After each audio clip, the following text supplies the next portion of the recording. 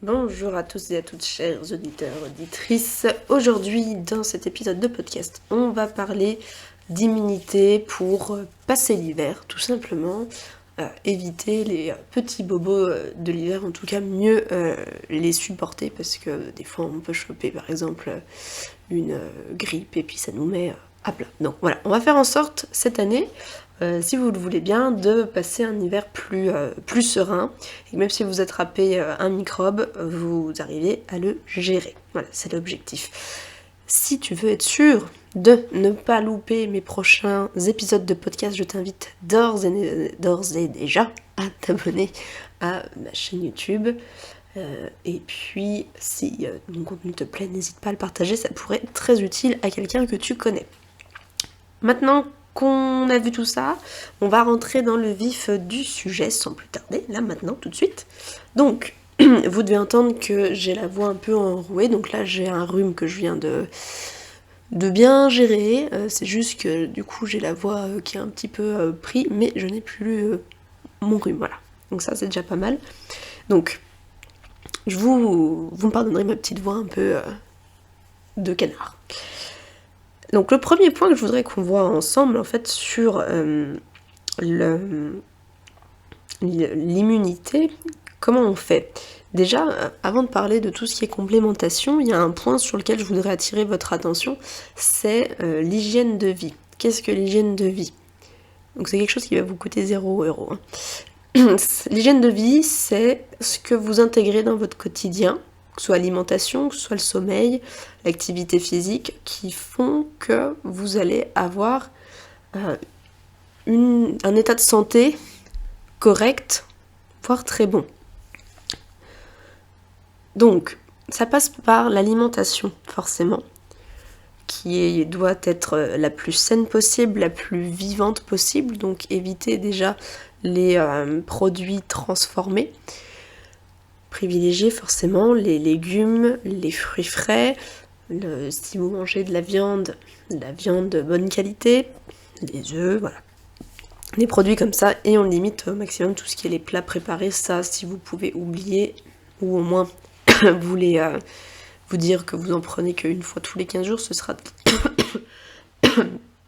déjà pas mal, excusez-moi. Donc, ça passe par l'alimentation saine. Après, là où je vais attirer votre attention, c'est que ce soit une alimentation qui soit adaptée à votre organisme, parce que même dans l'alimentation saine, sain pour quelqu'un ne veut pas dire sain pour vous.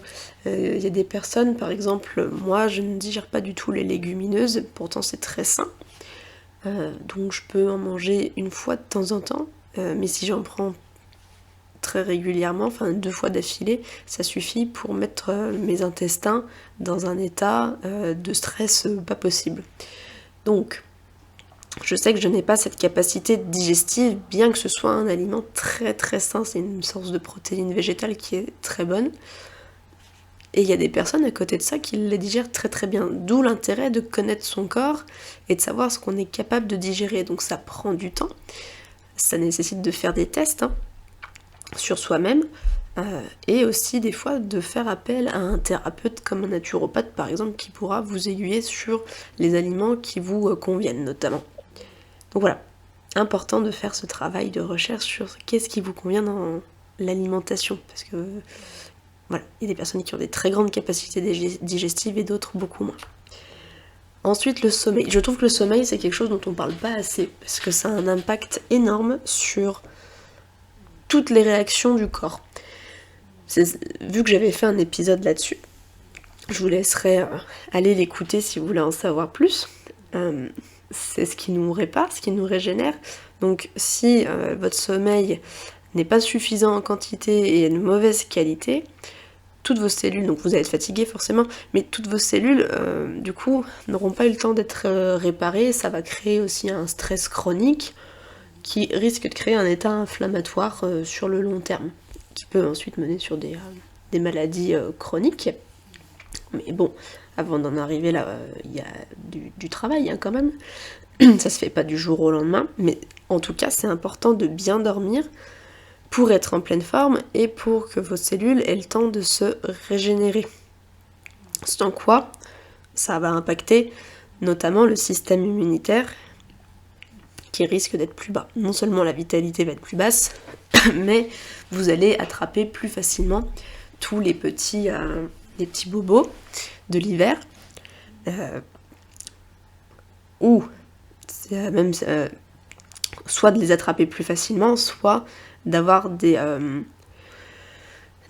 formes de petits bobos de l'hiver comme un rhume plus pénible, plus entre guillemets grave que ça pourrait être. Par exemple, vous pouvez vous trimballer un rhume qui va durer une semaine, 10 jours, alors que normalement en 2 jours c'est fait. Voilà, je veux dire, normalement c'est ça. J'espère que vous comprenez l'idée. Ce qui est important aussi, forcément, c'est l'activité physique. Alors, activité physique modérée, un petit peu tous les jours. Excusez-moi, j'ai un chat qui me gratte dans la gorge. Modéré, ça sert à rien de s'éclater au sport dans le sens où on en fait trop, hein, parce que c'est contre-productif pour les cellules. Tout est dans l'équilibre, en fait, c'est la dose qui fait le poison, comme dans tout. Il est important d'avoir le corps en mouvement. Ça va faire circuler les fluides, notamment le sang, et le mouvement, c'est aussi la santé, ça entretient, entre guillemets, la machine. Voilà, on le sait maintenant, on en entend partout parler de l'activité physique. Faites quelque chose que vous aimez, pas trop intense, en fonction de votre énergie du jour, évidemment. Vraiment, c'est important de bouger un minimum par jour, au moins faire de la marche. Et dernier point sur l'hygiène de vie, c'est la gestion du stress.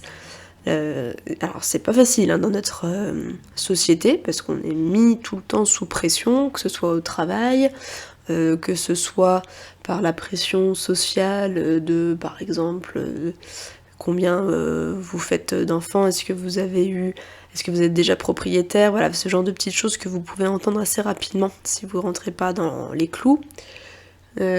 Aussi tout ce qui est le stress, tout simplement lié à la conjoncture, ce qu'on voit aux informations, ça génère du stress. Donc déjà, il y a des choses que vous pouvez enlever dans votre quotidien. Les informations n'attirent que du négatif. Moi, personnellement, j'ai arrêté de les regarder il y a plusieurs années. De toute façon, en étant sur les réseaux sociaux, je vois des choses passer, mais je limite au maximum. S'il y a de négatif, pas que ça n'existe pas, c'est juste que je vois pas l'intérêt de tirer les énergies vers le bas, et ça nous stresse, c'est se maltraiter soi-même. Avoir conscience d'une chose qui existe, c'est bien. Se pourrir les énergies alors qu'on n'a pas le contrôle dessus, je vois pas trop l'intérêt, si ce n'est un côté masochiste développé, mais bon, ça, après, il y a peut-être il y a des gens qui peuvent aimer se faire du mal. En tout cas, pour ma part, c'est pas le cas, donc voilà, j'ai fait ce choix. Voilà, on a plusieurs sources de stress, en fait, dans la société actuelle. Donc, essayez de minimiser au maximum les sources de stress, celles sur lesquelles vous n'avez pas de prise. Après, c'est à vous d'essayer de faire en sorte de les gérer, et il y a plusieurs petits outils qui peuvent vous aider, en tout cas. Donc, pour vous aider, vous avez notamment la respiration. J'avais fait un épisode sur la respiration alternée. Vous avez la cohérence cardiaque. Là, si vous êtes sur YouTube, là, actuellement, tapez cohérence cardiaque, par exemple, et vous allez voir plusieurs vidéos qui vont sortir pour vous apprendre justement à faire cet exercice qui marche vraiment très très bien. Après, il y a des personnes qui vont aimer la méditation, d'autres qui vont aimer le yoga. Moi, j'aime beaucoup aller me promener en extérieur, ça fait vraiment chuter la pression. Trouvez quelque chose qui vous fait plaisir et qui vous permet de gérer le stress. Et dans les grands coups de pression, aidez-vous de petites béquilles, on va appeler ça des béquilles naturelles par exemple. Je vais vous prendre du naturel forcément, vu mon métier. Il y a des molécules chimiques qui peuvent fonctionner, mais avant d'en arriver là, essayez tout simplement. Il y a les fleurs de bac qui peuvent vous aider à gérer les émotions, si c'est plus ça, mais en tout cas, quelque chose qu'on connaît tous, qui fonctionne comme un effet de tampon sur le stress, ça va être le magnésium. Le magnésium, et vous pouvez le coupler à une plante adaptogène comme la rhodiole ou l'ashwagandha. Voilà. Après, c'est pas le sujet du jour, donc je vais pas m'étendre sur ces compléments alimentaires là, je vous laisserai regarder. En tout cas, sachez que pour la gestion du stress, ça peut être intéressant. Si jamais vous voulez que je fasse un épisode sur la gestion du stress, dites-le moi dans les commentaires, et comme ça, je vous en ferai un si c'est vraiment un sujet que vous voulez qu'on voit ensemble. Donc ça, c'était pour résumer en fait l'hygiène de vie. Maintenant, une fois que vous avez mis tout ça en place, et c'est vraiment important que votre hygiène de vie soit bonne, parce que ce que je vais vous donner, ça va être, comme je le disais, c'est des béquilles, c'est des choses c'est des petits coups de pouce pour vraiment accentuer l'immunité pour que ça se passe mieux. Mais si vous prenez que ce que je vais vous dire à partir de maintenant, en ayant une hygiène de vie médiocre, ça va pas le faire.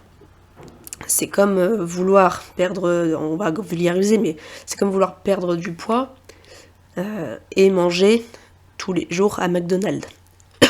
Alors, pareil, on va pas rentrer dans les détails de prise ou de perte de poids parce que c'est plus compliqué que ce que je suis en train de vous dire, évidemment. En tout cas, vous en conviendrez que si vous allez manger tous les jours à McDonald's, au niveau du poids, vous allez très certainement avoir une prise de poids, plus tous les problèmes de santé qu'il y a derrière. Mais au moins vous comprenez l'image. Donc, le premier complément alimentaire que je vais vous suggérer là pour l'immunité, ça va être la vitamine C, de préférence naturelle. Donc vous allez en trouver dans certains aliments, d'accord, et vous pouvez vous complémenter en vitamine C naturelle avec par exemple de la cérola, c'est ce qui contient le plus de vitamine C. À quoi ça va servir ? Actuellement j'en prends, ça répare en fait les tissus conjonctifs. Donc, qu'est-ce que ça veut dire ? En fait, ça va aider à la production de collagène. Donc, on n'est pas sur un truc anti-rides, le collagène ne sert pas qu'à ça. Le collagène, en fait, il constitue votre peau, vos os, les cartilages, les ligaments. Donc, ça va aider justement en cas de maladie, par exemple, notamment les problèmes pulmonaires, à réparer la muqueuse du poumon, les tissus du poumon, les os, les ligaments, tout ce que je viens de vous dire. Et en plus, c'est antioxydant. Donc, dans le cas où vous tomberiez malade, ça va lutter contre les radicaux libres que vous allez avoir dans le corps par rapport à l'état inflammatoire que vous allez avoir à cause de votre système immunitaire qui va combattre les micro-organismes étrangers. Et en faisant ça, ça crée des toxines, des radicaux libres. Donc, la vitamine C va être utile pour ça, et vraiment c'est très très utile. Je vous dis ça en étant personne asthmatique. La vitamine C est vraiment très importante pour les personnes qui ont une maladie sur les poumons. C'est vraiment très important pour reconstituer les poumons, enfin les tissus liés aux poumons. Ça marche sur les autres, mais c'est vrai, en cas de personne qui a de l'asthme, si vous faites une bronchite, vous faites un Covid, vous faites une grippe, vous avez une toux qui vous fait mal, prenez de la vitamine C. Même un rhume, prenez de la vitamine C. Ça va favoriser aussi la réaction immunitaire, la vitamine C. Donc, elle va aider à produire. Donc, ça va aider le corps à combattre aussi, si vous avez une infection, à produire des protéines qu'on appelle les cytokines pro-inflammatoires. Ça va aider la communication, en fait, si vous voulez, entre les cellules du système immunitaire, les cellules immunes, à prendre une décision, à savoir dans quelle orientation elles vont faire fonctionner tout le système immunitaire. La décision, voilà, comment, la stratégie qu'elles vont adopter. En gros, voilà, c'est ça. Elles vont activer aussi ce qu'on appelle les natural killers, qui sont des cellules immunitaires qu'on a dès la naissance, qui vont tuer, comme le mot le dit si vous parlez anglais, elles vont tuer les organismes étrangers qui posent problème dans le corps. Donc ça va favoriser, non, ça va freiner la propagation des infections. Donc c'est important aussi. Ça, c'est plus ce que je viens de vous dire dans le cadre de si vous étiez en train de vivre une petite maladie comme un rhume, une bronchite, peu importe, un bobo d'hiver. Même si vous n'en avez pas de bobo d'hiver, et je vous le souhaite, ça va diminuer votre fatigue, et ça va aussi aider pour ceux qui seraient intéressés à l'absorption du fer. Pour les personnes qui seraient anémies, ça peut être intéressant, bien que l'anémie soit assez complexe. Donc, vu qu'elle aide à l'amélioration, en fait, à la meilleure absorption du fer, ça va du coup ça va entraîner une meilleure oxygénation. Pourquoi ? Parce que le fer, il est responsable de la circulation, de la bonne circulation de l'oxygène dans le corps. Donc si vous avez des soucis d'assimilation du fer, vous êtes moins bien oxygéné et vous êtes du coup fatigué par manque d'oxygénation. Voilà, c'est une micro-asphyxie de l'organisme en fait. Donc là, l'idée c'est que justement, elle va vous requinquer, la vitamine C va mieux vous oxygéner. En fait, elle vous aide à mieux vous oxygéner, donc vous défatiguer. Ce sera tout pour la vitamine C. Maintenant, je vais vous parler d'un oligo-élément qui est vraiment super bien quand, là pour le coup, quand on a un bobo de l'hiver, comme une grippe par exemple. C'est l'oligo-élément cuivre, or, argent, qui est un antibactérien. Voilà, là, le mélange fait que c'est un antibactérien. Donc on prend pas ça sur le long terme. On prend ça sur 10 jours grand maximum. C'est un antibactérien, un anti-inflammatoire qui a la propriété, donc forcément, d'aider le système immunitaire à combattre une maladie, mais en même temps, du coup, ça augmente votre énergie. Parce que quand on est malade, on perd aussi en énergie, le système immunitaire a tellement été épuisé que, il a épuisé toutes nos recharges. Donc ça, c'est quelque chose qui est intéressant à voir au cas où on est un bobo cet hiver. Le lait de jument. Alors, le lait de jument, c'est quelque chose vraiment de super pour se revitaliser. C'est donc la jument, il est très assimilable, contrairement au lait de ruminant comme la vache ou la chèvre, le mouton. La jument n'étant pas un ruminant, c'est un animal monogastrique comme nous, donc on a plus de facilité à le digérer. Donc ça va vous régénérer au niveau cellulaire. Pour les personnes qui ont des soucis hépatiques, ça soutient la fonction hépatique, donc ça peut être intéressant. Ça va refaire en fait tout votre microbiote, parce que le microbiote, il faut savoir que, microbiote intestinal j'entends, donc c'est les petites bébêtes qu'on a dans l'intestin qui nous aident à digérer, parce qu'on n'est pas capable de digérer tout seul. Donc il y a des bons micro-organismes et il y en a des mauvais. Mauvais entre guillemets, tant qu'il y a un équilibre, on a un microbiote qui fonctionne bien.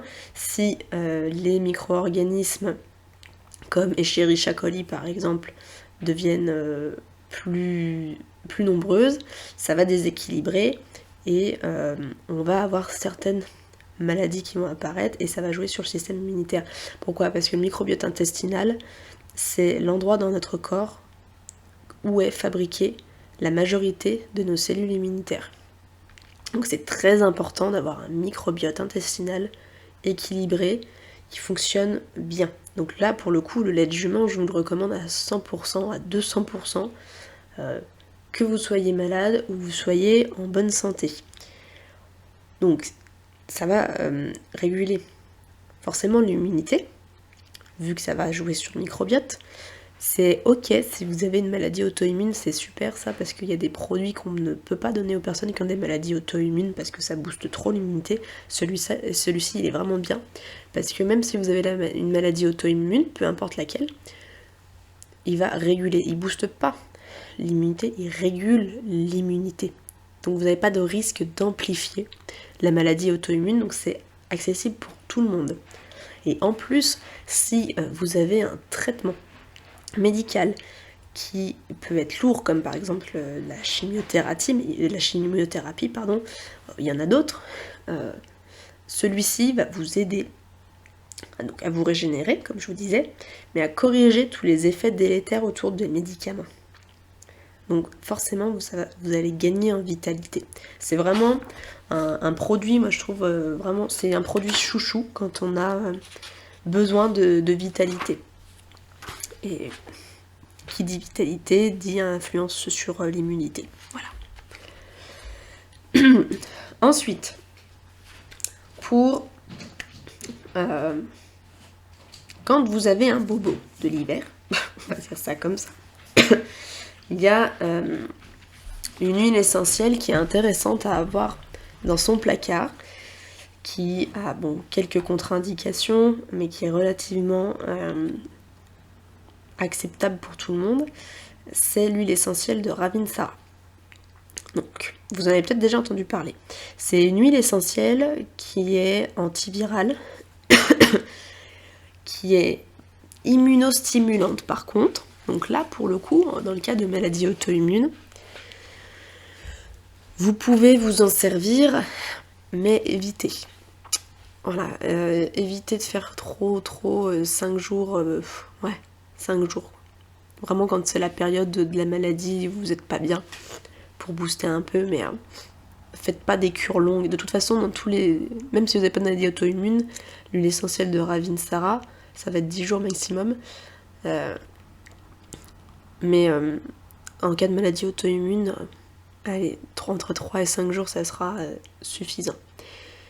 Pas plus, parce que ça va trop stimuler votre système immunitaire qui est déjà bien emballé, alors on va éviter.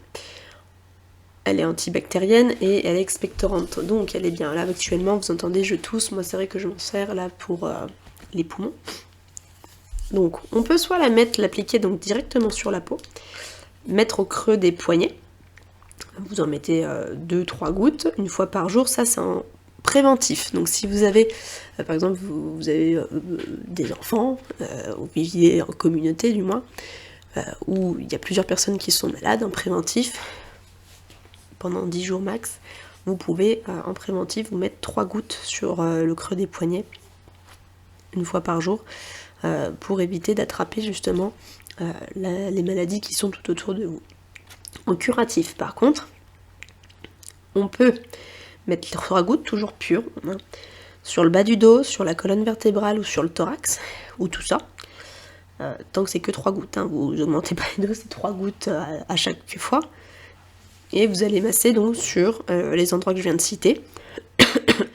Vous pouvez réitérer cette opération 4 à 5 fois dans la journée, jusqu'à ce qu'il y ait une amélioration. Donc à vous de savoir jauger le nombre de fois que vous avez besoin. Moi là dans mon cas par exemple, j'ai une petite toux, j'ai eu un rhume, je me suis juste mis moi sur le creux des poignets, c'est juste qu'au lieu de mettre qu'une fois par jour, j'en ai mis 2, voire 3. Mais j'ai pas massé sur le thorax, j'ai pas massé sur le dos parce que je sentais pas forcément le besoin, parce que jusqu'ici j'étais plus encombrée au niveau du nez. Là je pense que ce soir je vais en mettre un petit peu sur le thorax pour agir sur la toux. Voilà. À vous de faire preuve un peu de bon sens, et si jamais vous avez une question, de toute façon vous pouvez me la poser en commentaire, vous le savez. Après ça reste des huiles essentielles, donc forcément il y a des contre-indications. Donc je vous ai parlé des maladies auto-immunes, il y a aussi contre-indications pour les femmes enceintes. Donc vous pouvez pas. Alors, femmes enceintes. Je vais les développer, femmes enceintes et les enfants. Les enfants de 3 mois à 6 ans et les femmes enceintes de plus de 3 mois peuvent utiliser l'huile essentielle de Ravinsara à condition de diluer l'huile essentielle dans une huile végétale. Notamment, de préférence pour la Ravinsara, on va utiliser l'huile végétale de noisette. C'est une dilution à 10%, donc concrètement, c'est 3 gouttes. Vous mettez 3 gouttes d'huile essentielle de Ravinsara pour 27 gouttes d'huile végétale de noisette. Ça, ce sera une dilution à 10%. En fait, ça veut dire une dilution à 10%, c'est une goutte d'huile essentielle pour 9 gouttes d'huile végétale. Voilà. Mais très important de diluer. Par contre, pour les femmes enceintes de moins de 3 mois et les enfants de moins de 3 mois, donc les tout petits, pas d'huile essentielle de Ravinsara. Si vous avez un doute, il y a un très bon site sur les huiles essentielles, moi que j'aime beaucoup aller dessus, d'ailleurs je commande mes huiles essentielles chez eux, c'est la Compagnie d'Essence. Donc je vous invite à aller jeter un coup d'œil sur ce site, vous avez des huiles essentielles de bonne qualité et ils sont vraiment très prévenants sur toutes les contre-indications. Le site est très bien fait, donc franchement, sans vouloir faire leur pub, je peux que vous recommander ce site. Voilà. Écoutez, on arrive à la fin de l'épisode du jour. J'espère que ça vous a plu. N'hésitez pas à me faire part de vos retours si vous avez testé des trucs. Je vous invite évidemment à tester. Et encore une fois, si vous avez un doute, vous pouvez me poser la question en commentaire. Ça me fera plaisir de vous répondre, de pouvoir vous aider. C'est quand même mon objectif, c'est pour ça que je vous partage tout ça sur mon contenu. Sur ce, je vous dis à bientôt. On se voit dans un prochain épisode. Ciao ciao.